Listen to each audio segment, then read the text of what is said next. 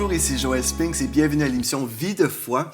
Aujourd'hui, on a des invités qui nous viennent de la Belgique, le pasteur Pierre Beumier et son épouse Christine. Bienvenue à Vie de foi aujourd'hui. Bonjour aux auditeurs, auditrices et à toi aussi Joël. Oui, on parle de la foi à l'émission Vie de foi. Nous sommes des gens de foi, nous croyons dans la parole de Dieu et les promesses de Dieu. Et vous faites partie de ceux aussi qu'on dirait des gens de foi. Vous croyez que Jésus n'a pas changé, qu'il est toujours bon et compatissant, il veut guérir les malades. Hier, on a passé du temps, on a parlé justement comment Jésus guérissait encore les malades aujourd'hui. On a parlé aussi un petit peu, il y avait des gens des fois qui doutaient, qui disaient « Ah ben, je crois que Dieu aujourd'hui travaille avec la maladie », mais on a vu que en fait, ce n'est pas le cœur de Dieu pour les gens.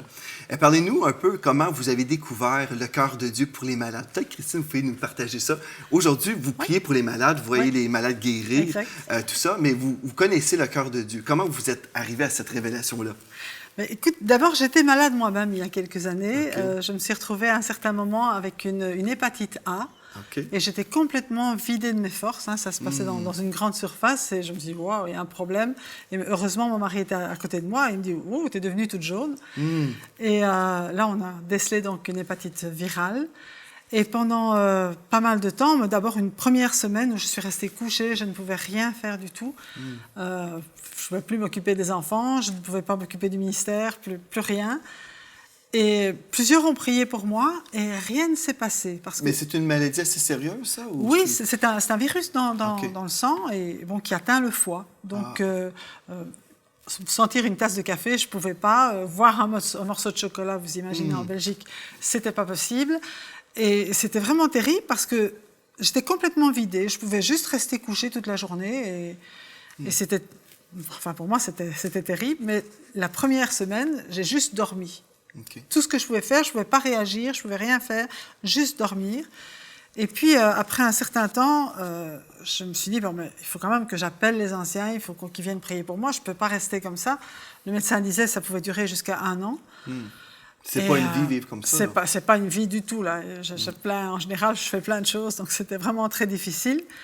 Mais j'ai commencé parce que j'ai réalisé que je savais que Dieu pouvait me guérir. Ça, c'était déjà quelque chose. Pour moi, Dieu guérissait encore aujourd'hui. Je dirais que la majorité des chrétiens diraient ça. Les gens disent toujours Dieu est capable. Il est capable. Je sais que Dieu est capable. Mais est-ce qu'il veut le faire? C'est ça. Voilà, c'était ma question. Est-ce que je peux prier pour les gens, puis même que les gens sont guéris, mais est-ce qu'il veut le faire pour moi? C'est pas toujours facile de le saisir pour soi-même.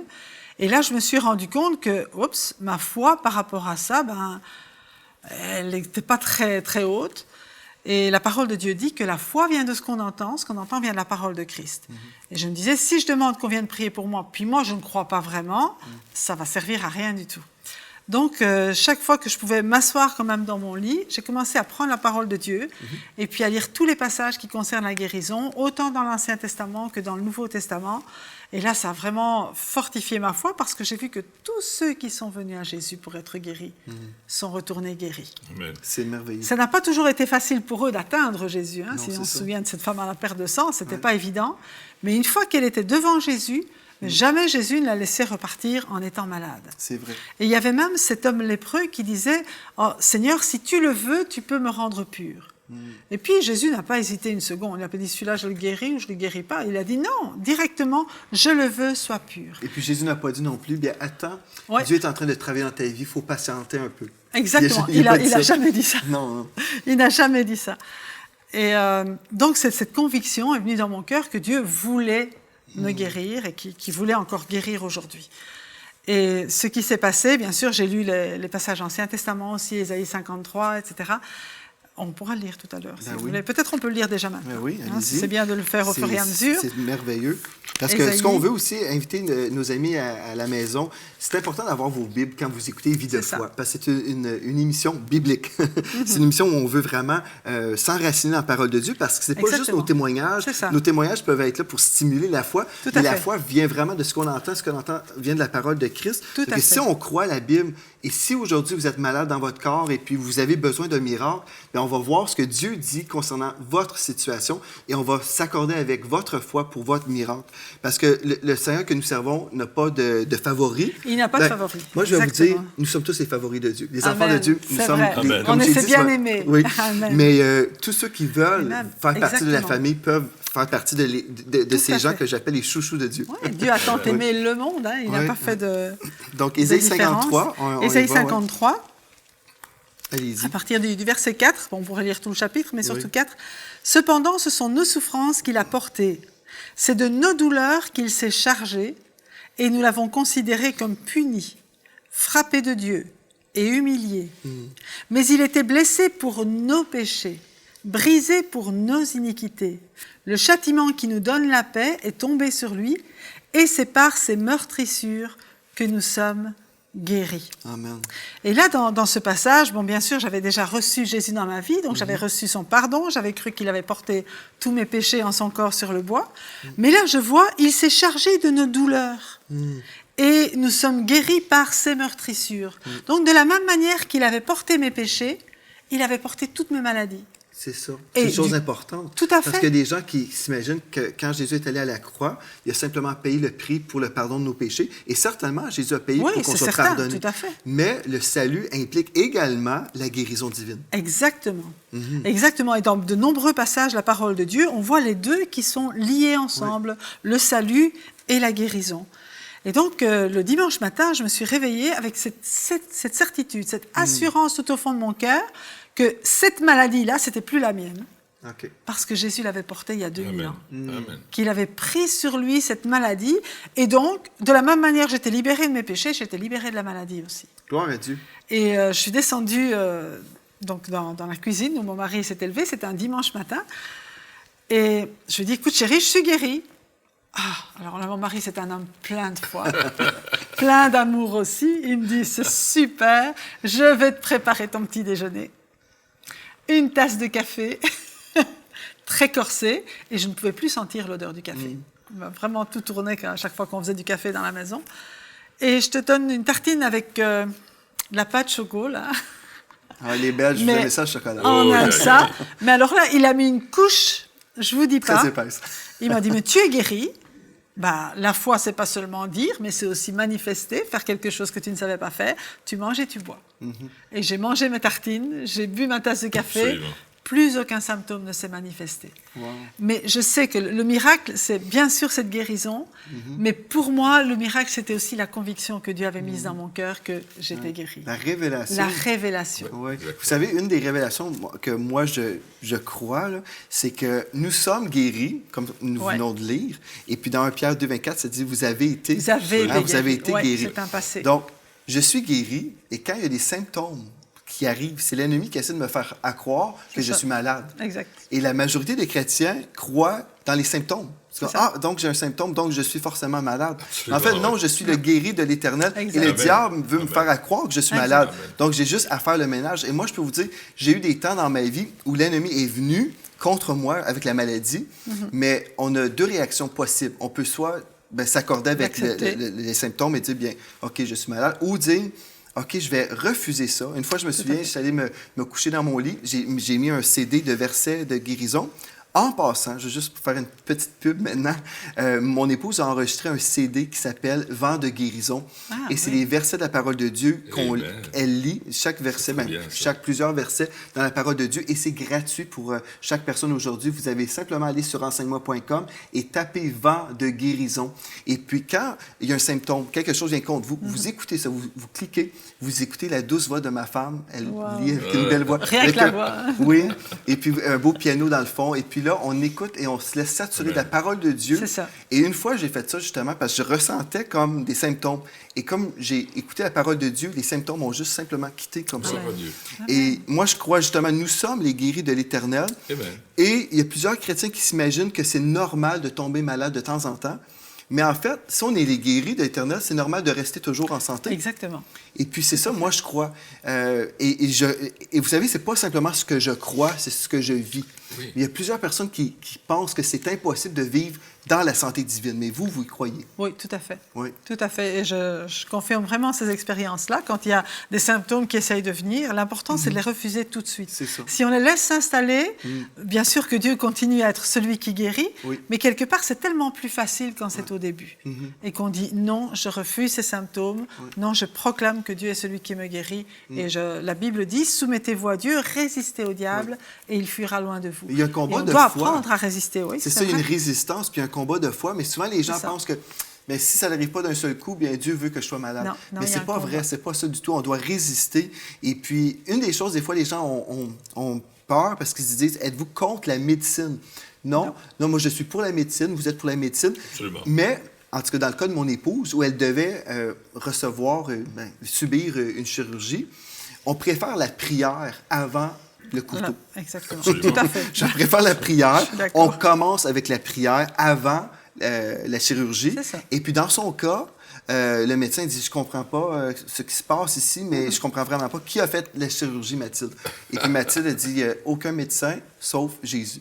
Amen. Et puis, je préfère la médecine du Seigneur Jésus. Mais on est pour la médecine. Oui, tout à fait. Si vous avez besoin, bien, recevez au nom de Jésus, accordez-vous pour votre guérison. Si vous prenez Exact. une pilule, croyez que ça va fonctionner dans votre C'est corps. Mais avant, moi, ce que je trouve merveilleux, c'est quand on peut prier, relâcher notre foi et recevoir, bien, gloire à Dieu, ça. c'est moins coûteux aussi. Tout à fait. On a un Dieu de miracle. Oui.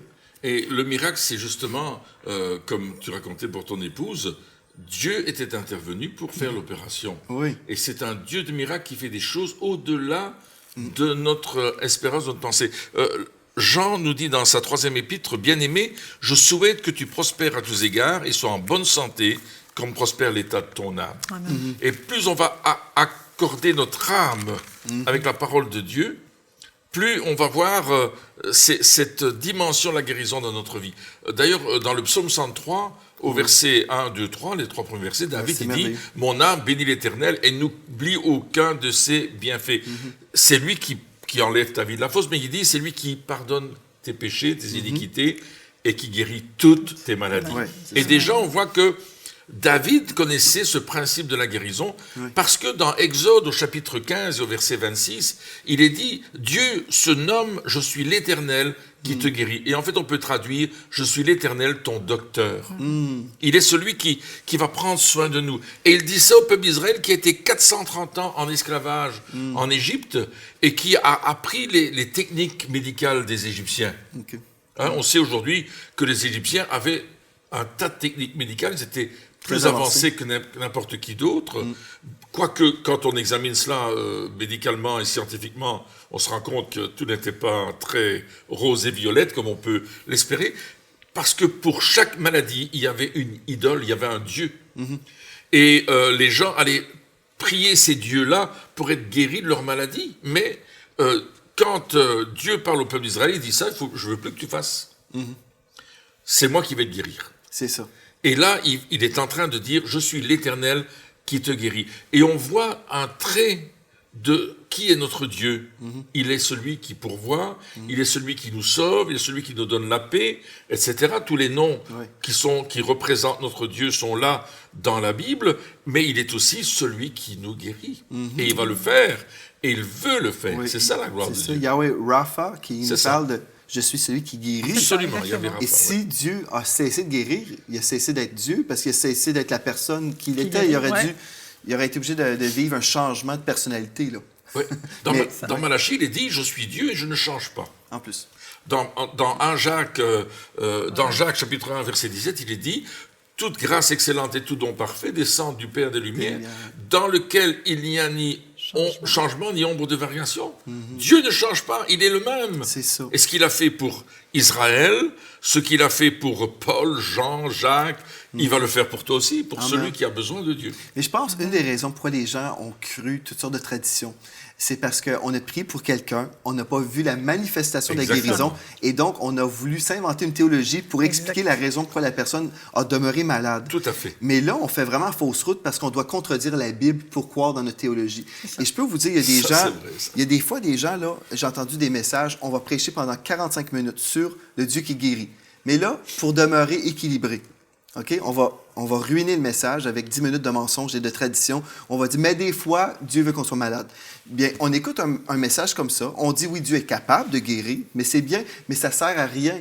Quand on a besoin de relâcher notre foi pour recevoir la guérison, si on a dans le fond la réelle pensée, si on croit, bien peut-être dans mon cas, Dieu veut que je sois malade. C'est ça. Ça fait que finalement, ça annule le bon message qu'on a entendu. Comment pouvons-nous comme être équilibrés dans la parole de Dieu et croire que c'est vraiment la volonté, selon vous? Comment est-ce qu'on peut demeurer équilibré?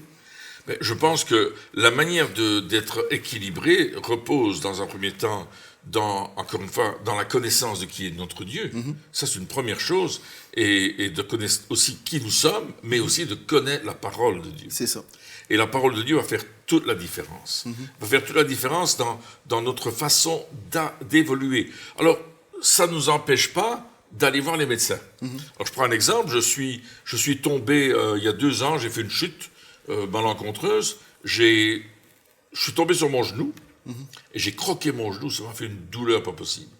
Et pendant au moins 3 semaines, je suis resté dans une chaise roulante. OK. Je savais marcher, mais difficilement. Et c'était bien parce que ma femme conduisait la voiture, moi j'étais au repos. Ouais. Et puis je suis allé voir le médecin. Ça nous arrange d'être malade. Hein? Oui, ça nous arrange parfois. Je suis allé voir le médecin. Il m'a dit, il va peut-être falloir opérer, etc. Mais j'ai dit non, je ne vais pas faire ça. Il m'a dit, faites un peu de kiné. Donc j'ai fait de la kiné. C'est vrai que ça a été beaucoup mieux, mais c'était quand même difficile. Et après un certain moment, j'ai vraiment cru à ma guérison. Et j'ai dit non, maintenant, c'est terminé. Et c'était bien parce que j'ai été conduit chez mon kiné. Qu'est-ce que j'ai fait avec le kiné? J'ai parlé de Dieu. Qu'est-ce qu'il m'a demandé? Une relation d'aide avec son épouse. Alors je suis allé un soir faire une relation d'aide avec son épouse parce qu'il avait besoin de Dieu. Il s'est converti, son épouse aussi, elle a pris le baptême dans une autre église, mais c'était là aussi parce que c'est une question de lieu. Gloire à Dieu. C'est ce qu'il fallait faire, c'est comme ça qu'il fallait... je crois que j'étais en position pour faire des choses vraiment extraordinaires. J'ai même prié pour des gens qui avaient le cancer, qui avaient des tumeurs, et les tumeurs ont disparu. Mais moi, j'étais toujours dans ma chaise roulante. Mais à un certain moment, et les gens me disaient, mais Dieu ne te guérit pas. Je dis, non, moi je sais que je suis guéri. Mais il y a un temps que, voilà, je dois me reposer, mais je suis guéri. Et effectivement, aujourd'hui, je peux vous dire, je suis guéri. Gloire à Dieu. Mais vous savez, une des choses... j'ai souvent entendu des gens dire justement, je crois dans la guérison, je crois que Dieu est capable de guérir, c'est merveilleux. Mais si je dis que c'est toujours la volonté de Dieu qu'on soit guéri, bien, on va être déséquilibré parce que là, si une personne ne guérit pas, bien, on va condamner la personne. Mais en fait, moi, je vais juste rajouter une chose ici. Ça, c'est faux. Dans le psaume 103, comme vous avez cité, je vais juste le relire pour nos amis à la maison. Le psaume 103, je vais commencer au 2e verset, ou en fait le premier. Bon, mon âme bénit l'Éternel, que tout ce qui est en moi bénisse son Saint-Nom. Mon âme bénit l'Éternel et n'oublie aucun de ses bienfaits. Ça veut dire, on pourrait être tenté même d'oublier et dire, peut-être c'est pour les autres et pas pour moi. Mais n'oublie aucun de ses bienfaits, parce que si on les oublie, on peut passer à côté. C'est lui qui pardonne toutes tes iniquités. Donc, tout le monde sont d'accord. Toutes les théologies chrétiennes diraient, oui, Dieu pardonne tous les péchés. Hein, on s'entend là-dessus. C'est là où on a un problème, c'est la prochaine portion ici, qui dit, qui guérit toutes tes maladies. Et pourtant, ici, là, on ne trouve pas un déséquilibre, c'est la parole de Dieu. C'est lui qui délivre ta vie de la fausse, qui te couronne de bonté et de miséricorde. C'est lui qui rassasie de bien ta vieillesse, qui te fait rajeunir comme l'aigle. Moi, j'aime vraiment ça. C'est un bon passage. Mais là, l'équilibre là-dedans, c'est que si on prie, admettons, pour quelqu'un et on ne voit pas la manifestation d'un seul coup, là, ça ne veut pas dire que la personne n'a pas été guérie, mais la manifestation, des fois, peut prendre un certain temps. Comme on peut voir les lépreux, en chemin, ils ont été guéris. Mais pas juste ça, c'est que moi, j'ai compris une chose. Une fois, on avait pris pour une dame qui avait été malade, puis elle a été obligée de passer par une chirurgie. Puis moi, j'étais attristé parce que on était à la télévision et la même journée, il y avait une femme qui avait reçu la guérison à la maison en priant. Et puis, quelqu'un dans ma famille, que j'aimais beaucoup, avait le même besoin, mais a passé par la chirurgie. Et là, j'étais attristé dans mon auto. Et l'ennemi m'a dit, tu vois, ça ne fonctionne pas. Ça fonctionne pour les autres, mais pas pour toi. Tu es obligé de changer ta théologie. Dieu ne guérit pas toujours. Il ne veut pas toujours guérir. Il me disait ça, le diable. Là, je conduisais mon auto et puis là, les larmes coulaient. J'étais attristé. Mais là, l'Esprit de Dieu me dit, est-ce que tu es obligé de tout comprendre? C'est ça. Est-ce que ton cerveau est ton Dieu? Et ce qu'on a fait dans l'Église chrétienne, c'est qu'on a dit, je dois tout comprendre. Et si je ne comprends pas tout, je vais inventer une théologie pour expliquer les choses que je ne comprends pas. Il y a des mystères, et on doit juste dire, il y a des choses qu'on ne comprend pas en ce moment, mais je comprends ceci, il guérit toutes nos maladies. Et je vais m'accorder avec la parole de Dieu. C'est écrit, c'est ça que je crois. Et puis, si je ne vois pas toujours, ça ne change pas la Bible. Exact. Et moi, c'est ma position. Donc, mon cerveau n'est pas mon Dieu. Dieu est Dieu. Et rendu au ciel, Dieu va m'expliquer des choses. Je vais juste dire une autre chose. Des fois, il y a des choses à l'extérieur, comme on peut voir une personne et puis on peut s'imaginer, bien, la personne est dans la foi, devrait être guérie, peu importe. Mais il y a des situations où on apprend après coup qu'il y avait toute une situation là-dedans et on est éclairé puis on dit « Ah, là, je comprends. » Mais on ne comprend pas toujours tout de suite. Ça fait que moi, ce que je dis, croyons la Bible et on est équilibré en croyant la Bible. Exact. Et ça prend de l'humilité aussi de dire qu'on ne comprend pas toutes choses. Absolument. C'est correct aussi. C'est vrai. Et puis quand on dit que Dieu veut guérir, si Dieu ne voulait pas guérir, pourquoi aller voir les médecins pour être guéri? En plus. Ce serait aller contre la volonté de Dieu. Mm-hmm. Mais Dieu peut se Justement. servir aussi des médecins pour guérir. Peu importe, on voit avec Ézéchias, il a dit, tiens, va chercher telle plante, etc. Donc il y a certaines situations où Dieu apporte la guérison, mais par un autre moyen. Oui. Donc il n'y a pas de souci à consulter des médecins, mais à croire que même si le médecin soigne, comme dirait Ambroise Paré, je crois, c'est Dieu qui guérit. Oui. Dieu est la source de guérison, mais le médecin a tout à fait sa place pour soigner, pour soulager, pour aider. Et Luc aussi, dans la parole, était médecin. Et Luc était médecin aussi. Jésus n'était pas Donc, contre la Ben médecine. non. Il ne faut pas opposer les deux, Non, mais je crois c'est ça. voir que dans toute situation, mais il y a Dieu qui intervient, quoi. Absolument. Et puis, la foi de la personne est importante aussi. Quelqu'un peut avoir la foi pour être guéri sans intervention médicale, alors que quelqu'un d'autre a une autre foi, mais en disant, mais moi, je mets ma confiance en Dieu, mais je crois qu'il va agir à travers les médecins. Absolument. Il y a une mesure de foi qui a été donnée à chacun qu'il faut respecter. Et ce n'est pas une question de juger en disant, tu n'as pas la foi, c'est pas ça du tout. C'est juste que l'auteur de notre foi, ça reste Jésus, et qui nous donne exactement ce qui est nécessaire pour qu'on suive le chemin.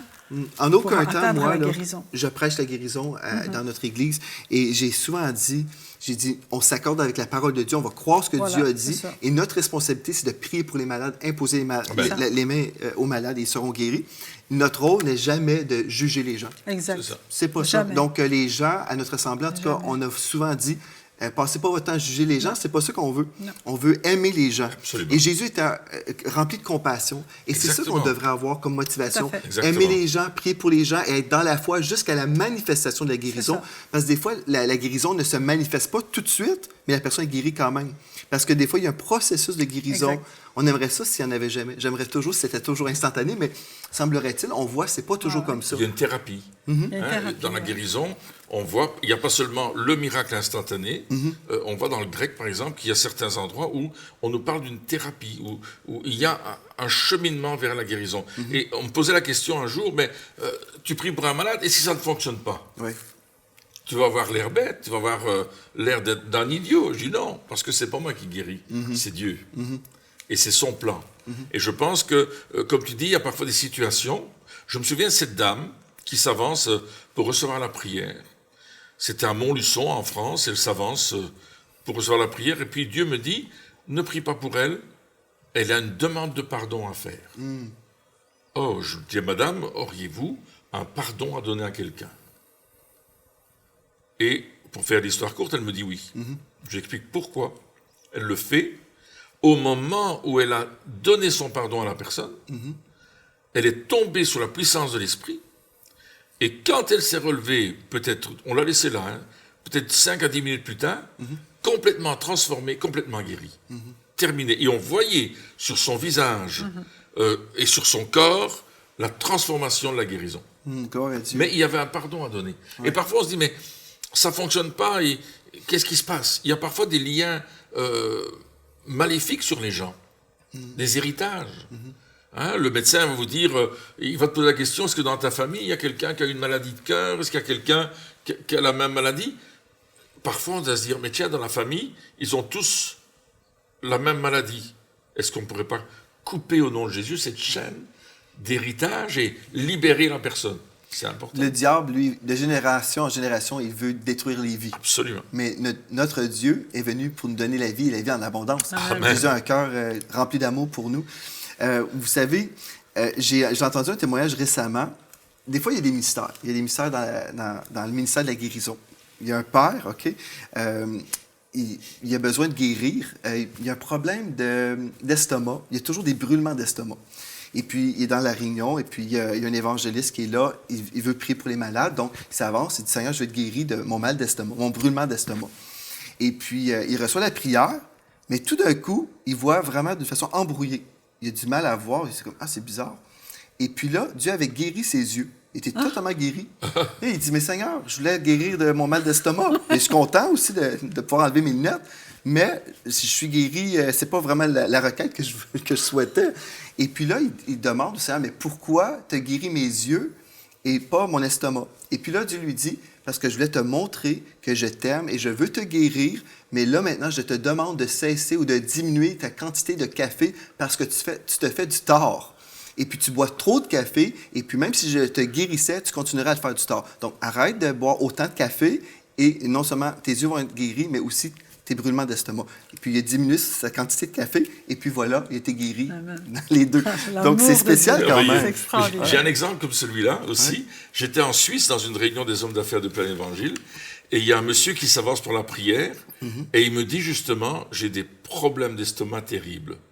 Et moi, avant de prier, je dis, Seigneur, qu'est-ce qu'il faut faire? Il me dit, prie pour sa nuque. Ah, c'est spécial. L'estomac, c'est pas exactement là. Donc, je mets mes mains sur sa nuque, je prie pour lui. Et puis, le monsieur va s'asseoir et il se dit, mais il n'a rien compris à ce que je lui ai dit. Il pensait que j'étais vraiment pas dans mes pensées correctement. Il rentre chez lui. En fait, ça faisait 10 ans qu'il avait des maux de tête terribles. Et il prenait des calmants pour ces maux de tête-là. Et les calmants lui faisaient mal dans l'estomac. Mais moi, je ne savais rien de tout ça. Il est rentré chez lui, et le lendemain matin, sa femme me dit, mais t'as pas pris tes calmants?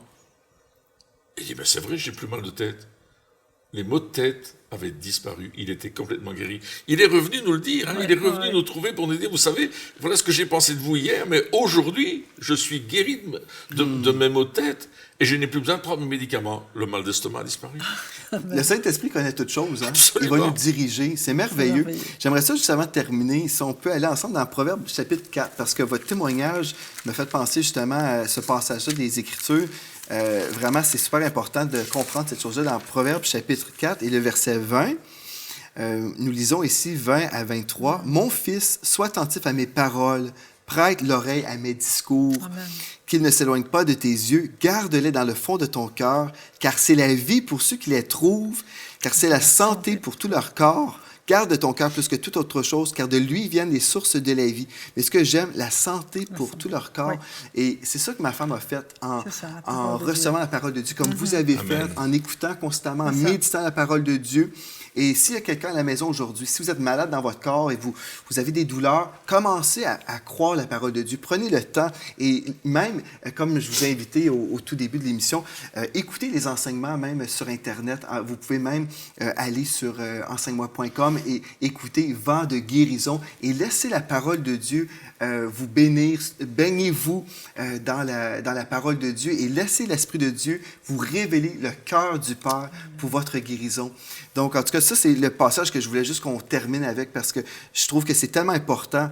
Prête l'oreille. Il y a tellement de gens, on est occupés, on est là, on souffre dans notre corps, mais on continue. Mais des fois, il faut s'arrêter et laisser l'Esprit de Dieu nous révéler le cœur de Dieu pour notre guérison. Donc, je veux vraiment vous remercier d'avoir été là aujourd'hui. On poursuit demain. On va parler encore de la guérison divine et comment Dieu veut qu'on soit en santé. Et puis, merci encore une fois d'avoir été là et merci à vous aussi d'avoir été là aujourd'hui. Et d'ici à la prochaine fois, soyez richement bénis.